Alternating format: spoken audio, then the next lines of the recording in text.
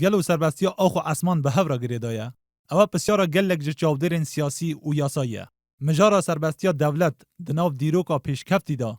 دزوره بو لحفکرن نامه وستفالیا که داوی اینا بشر 30 سالی دناورا پروتستان و کاتولیکن امپراتوریا رومانی و هر ورنگ داوی اینا بشر 8 سالی نوبرا اسپانیا و هولندا که اسپانیا بفرمی سرخابون هولندا پجراند.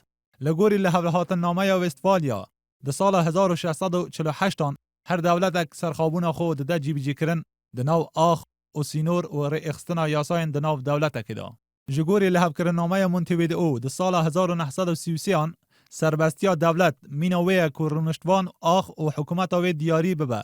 ده ماده یا روپلا دوم یا پیمان نامه نتوین یگرتی دا. هاتیه که همو دولت وکو یکن و سربستیا وان هیا جبر که جواری یاسایی سربستن. پارا گلک جه او لحب کرن نامه بری تنی گرنگی به سربستیا آخه دابون. لید پیمان نامه پاریس دا ده سال 1919 هاتیه که هر دولت خودان سربستیا که توایه به تایبت جوار اسمان آخا خودا. ده لحف کرن نامه شیکاگوی دا ده سال 1944 بور اخستنا گشتن اسمانیین سویل ده ماده یک دا رجد لسر لحف هاتن نامه پاریس که ده بیجه همو دولت خودان سربستیا توانه به تایبت جوار اسمان آخا خودا.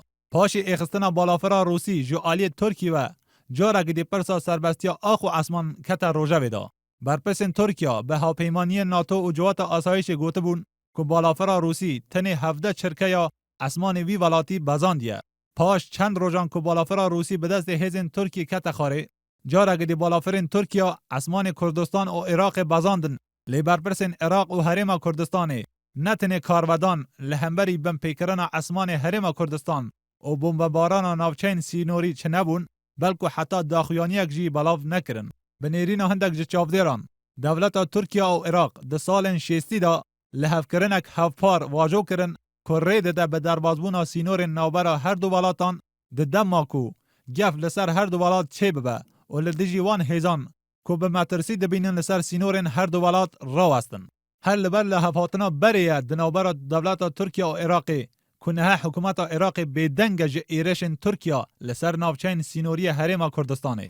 چاودر بلگه بویتینن که چند جارا که حکومت عراق رین ندایه بالافرین بار هلگر سربازی با آوای راست ده بالافرخانه حرم کردستان رونه حتی ویدمی که رضایت حکومت ناوندی ور نگرته به.